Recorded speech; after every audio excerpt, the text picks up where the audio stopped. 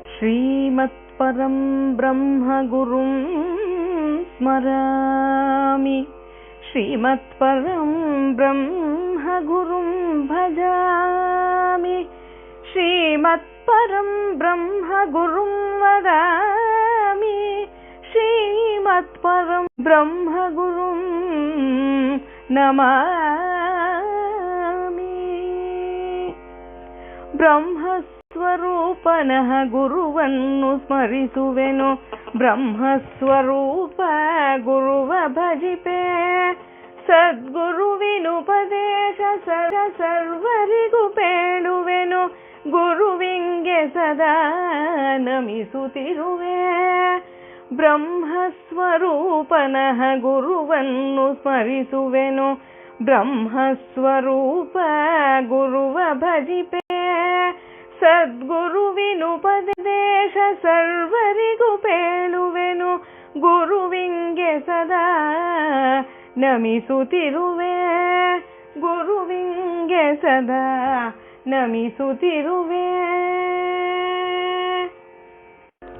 ಬ್ರಹ್ಮಾನಂದಂ ನಮಸುಖದಂ ಕೇವಲಂ ಜ್ಞಾನಮೂರ್ತಿಂ ದ್ವಂದ್ವಾತೀತಂ ಗಗನಸದೃಶಂ ತತ್ವಮಸ್ಯಾದಿಲಕ್ಷ್ಯಂ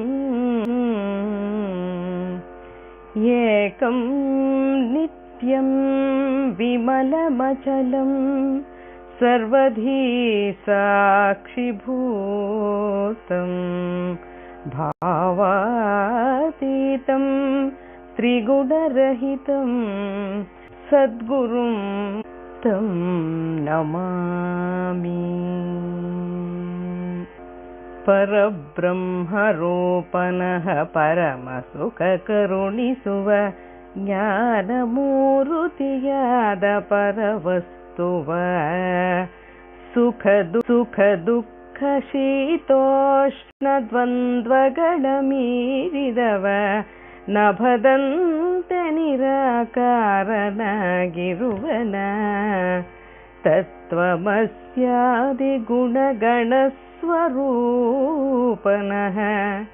ಏನಃ ನಿತ್ಯ ಶುದ್ಧನಃ ಸ್ಥಿರನ.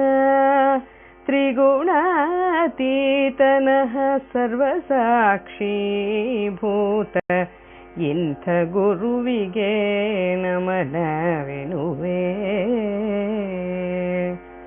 ಪರಬ್ರಹ್ಮರೂಪನಃ ಪರಮಸುಖ ಕರುಣಿಸುವ ಜ್ಞಾನಮೂರುತಿಯಾದ ಪರವಸ್ತುವ. ಸುಖ ದುಃಖ ಶೀತೋಷ್ಣ ದ್ವಂದ್ವಗಳ ಮೀರಿದವ. ನಭದಂತೆ ನಿರಾಕಾರನಾಗಿರುವನ. ತತ್ವಮಸ್ಯಾದಿ ಗುಣಗಣ ಸ್ವರೂಪನಃ. ಏಕನಃ ನಿತ್ಯ ಶುದ್ಧನಃ ಸ್ಥಿರನ. ತ್ರಿಗುಣಾತೀತನಃ ಸರ್ವಸಾಕ್ಷೀಭೂತ. ಇಂಥ ಗುರುವಿಗೆ ನಮನವೆನುವೆ. ಹೃದಂಬುಜೇ ಕರ್ಣಿಕಮಧ್ಯ ಸಂಸ್ಥಂ ಸಿಂಹಾಸನೆ ಸಂಸ್ಥಿತ ದಿವ್ಯಮೂರ್ತಿಂ. ಧ್ಯಾಯೇದ್ಗುರುಂ ಚಂದ್ರಕಲಾಪ್ರಕಾಶಂ ಸಚ್ಚಿತ್ಸುಖಾಭೀಷ್ಟಂ ದಧಾನಂ. ಎರಡು ದಳ ಪದ್ಮದಿಂ ಶ್ವೇತವರ್ಣದಿ ಹೊಳೆವ ಆಜ್ಞಾಚಕ್ರದ ಮಧ್ಯದೊಳಗೆ. ಓಂಕಾರವೆಂದೆಂಬ ದಿವ್ಯ ಸಿಂಹಾಸನದಿ ಗುರುವು ಮೆರೆಯುತಿಹನೆನ್ನುತ. ಭಾವಿಸುತ್ತ ನಿರುತವು ಧ್ಯಾನಿಸುತ್ತಿರುತ್ತಲೇ ರಾಕಾಶ ಶಾಂಕನ ತೇಜದಿಂದ. ನಿತ್ಯವಹ ಸತ್ಯ ನಿತ್ಯವೀವಂಥ ಸದ್ಗುರುವನು ನೆನೆವುತಿಹುದು. ಎರಡು ದಳ ಪದ್ಮದಿಂ ಶ್ವೇತವರ್ಣದಿ ಹೊಳೆವ ಆಜ್ಞಾಚಕ್ರದ ಮಧ್ಯದೊಳಗೆ ಓಂಕಾರವೆಂದೆಂಬ ದಿವ್ಯ ಸಿಂಹಾಸನದಿ ಗುರುವು ಮೆರೆಯುತಿಹನೆನ್ನುತ್ತ ಭಾವಿಸುತ್ತ ನಿರುತವೋ ಧ್ಯಾನಿಸುತ್ತಿರುತ್ತಲೇ ರಾಕಾಶ ಶಾಂಕನ ತೇಜದಿಂದ ನಿತ್ಯವಹ ಸತ್ಯವಹ ಇಷ್ಟಾರ್ಥವೀವಂಥ ಸದ್ಗುರುವನು ನೆನೆವುತಿಹುದು. ಸದ್ಗುರುವನು ನೆನೆವುತಿಹುದು. ಶ್ವೇತಾಂಬರಂ ಶ್ವೇತವಿಲೇಪ ಪುಷ್ಪಂ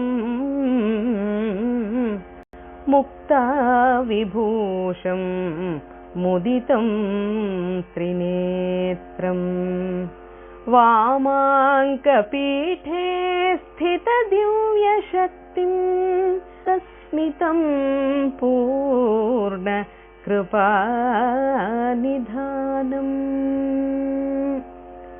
ಶ್ವೇತವಸ್ತ್ರವಧರಿಸಿ ಧವಳವರ್ಣತಿ ಮೆರೆವ ಆಜ್ಞಾಚಕ್ರದಲ್ಲಿ ಸ್ಥಿತನಾಗಿಹ ಬಿಳುಪ ಗಂಧವನು ಪುಷ್ಪಗಳ ಧರಿಸಿರುವ ತ್ರಿನಯನ ಮುಕ್ತಾವಳಿ ಶೋಭಿತ ವಾಮಾಂಕದಲ್ಲಿ ದಿವ್ಯ ಶಕ್ತಿಯನು ಶಿವನಂತೆ ಜ್ಞಾನಶಕ್ತಿ ಸಮಾನ್ವಿತನಾಗಿಹ ಮಂದ ಕರುಣಾ ಕಟಾಕ್ಷನಃ ಸದ್ಗುರುವ ಬಿಡದೆ ಧೇನಿಸುವುದು. ಶ್ವೇತವಸ್ತ್ರವ ಧರಿಸಿ ಧವಳವರ್ಣದಿ ಮೆರೆವ ಆಜ್ಞಾಚಕ್ರದಲ್ಲಿ ಸ್ಥಿತನಾಗಿಹ ಬಿಳುಪಾದ ಗಂಧವನು ಪುಷ್ಪಗಳ ಧರಿಸಿರುವ ತ್ರಿನಯನ ಮುಕ್ತಾವಳಿ ಶೋಭಿತ ವಾಮಾಂಕದಲ್ಲಿ ದಿವ್ಯ ಶಕ್ತಿಯನು ಶಿವನಂತೆ ಜ್ಞಾನಶಕ್ತಿ ಸಮಾನ್ವಿತನಾಗಿಹ ಮಂದಸ್ಮಿತ ಪೂರ್ಣ ಕರುಣಾ ಕಟಾಕ್ಷನಃ ಸದ್ಗುರುವ ಬಿಡದೆ ಧೇನಿಸುವುದು. ಸದ್ಗುರುವ ಬಿಡದೆ ಧೇನಿಸುವುದು. ಆನಂದಮಾನಂದಕರಂ ಪ್ರಸನ್ನಂ ಜ್ಞಾನಸ್ವರೂಪಂ